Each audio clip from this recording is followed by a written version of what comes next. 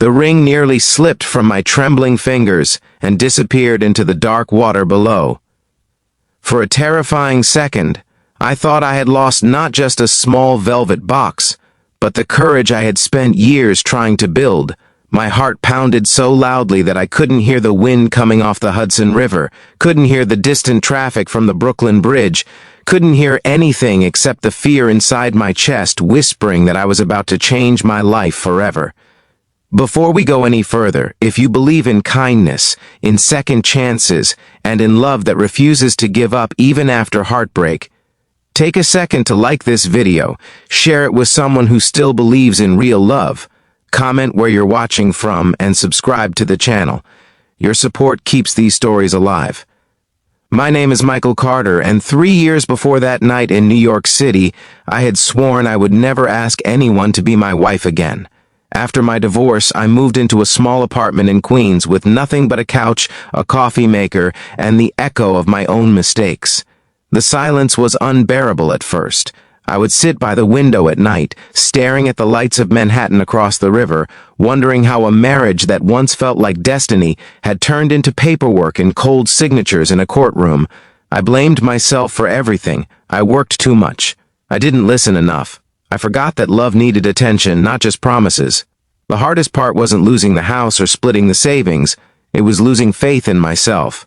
I began to believe I was simply not built for forever. Some people, I thought, were meant to love briefly and then step aside. Then I met Sarah Mitchell. It happened on a rainy Tuesday in a small bookstore in Brooklyn. I was hiding from the storm, flipping through a worn copy of a poetry collection I had no intention of buying. She stood on the other side of the shelf, arguing softly with herself about which novel to choose. When she finally pulled one out, the entire stack collapsed, books scattering across the wooden floor like fallen leaves. I bent down to help her gather them, and when our eyes met, something shifted inside me. Sarah had this quiet strength about her.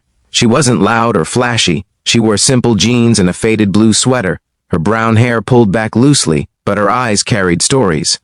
Later I would learn those stories were filled with their own chapters of pain. She had lost her fiancé in a car accident 5 years earlier on a highway outside Chicago. Since then she had lived carefully, as if loving too deeply again might tempt fate. Our first conversations were cautious, like two people testing ice on a frozen lake. We talked about books, about how New York winters felt longer than they actually were, about the strange comfort of coffee shops that stayed open past midnight.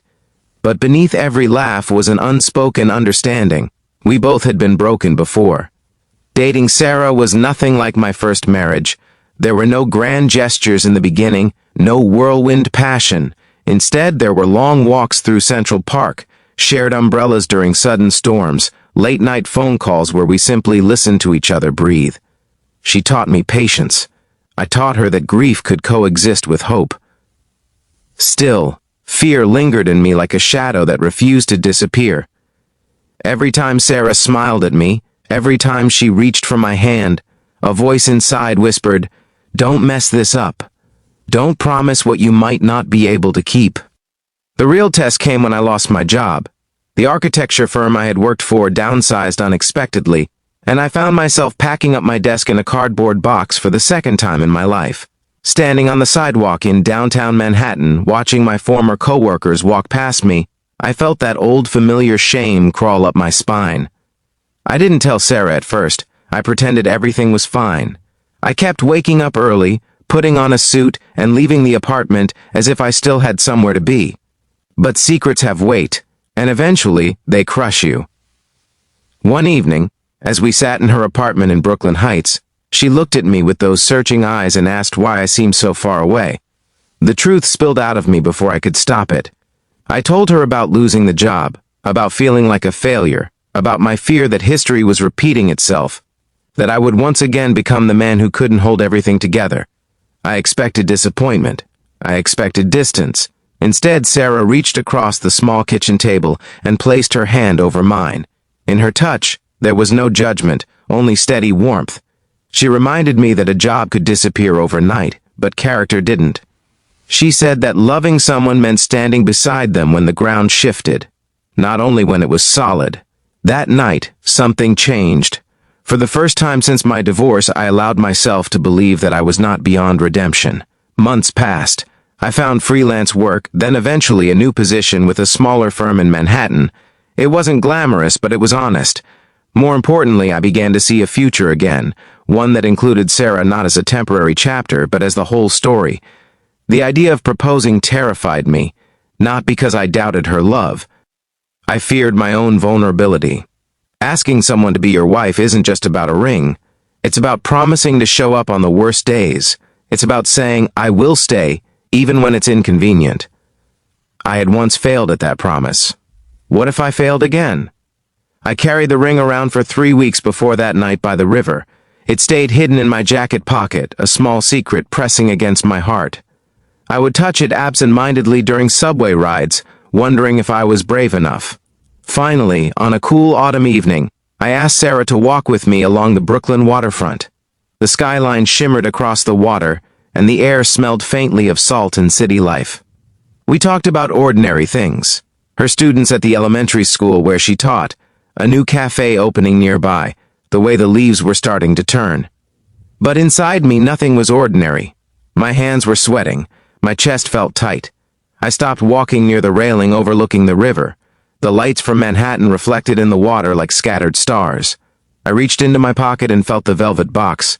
In that moment, all my fears rushed back. The courtroom, the cardboard box from my old job, the nights of doubt. But so did every memory of Sarah's steady presence, her quiet courage, her refusal to let me hide from my own worth. I turned toward her, my voice barely steady, and asked the question I once believed I would never ask again. I nervously asked her if she would be my wife. For a heartbeat, the world seemed to pause. The wind softened, the city noise faded. I searched her face for hesitation, for uncertainty. Instead, her eyes filled with tears that caught the reflection of the skyline. A slow smile spread across her face, the kind that begins in the heart before it reaches the lips. She said she had thought I would never ask. Relief flooded me so suddenly that my knees nearly gave out. When I slipped the ring onto her finger, it felt less like a grand victory and more like a quiet homecoming. Two people, once broken in different ways, choosing to believe again. As we stood there, wrapped in each other's arms, I realized that love isn't about never falling. It's about having the courage to stand up again, and to reach for someone else's hand while you do. If this story has touched your heart in any way, if you've ever been afraid to try again but did it anyway, please like this video, share it with someone who needs hope, and subscribe to the channel. And before this story ends, I have a special request. Comment the word "believe" below if you still believe in second chances and lasting love. Your words might encourage someone reading through the comments tonight. Our wedding took place the following spring in a small church in upstate New York. There were no extravagant decorations, no celebrity guests, no magazine photographers. Just close friends, family, and the soft glow of afternoon sunlight filtering through stained glass windows. When Sarah walked down the aisle, I didn't see perfection. I saw resilience. I saw forgiveness. I saw a future built not on flawless promises, but on honest effort. Standing at the altar, I wasn't the same man who had once stared out a lonely window in Queens. I was still imperfect, still human, still learning. But I was no longer running from commitment. I had learned that the risk of love is always worth the possibility of forever, and sometimes the bravest thing a broken heart can do is ask again.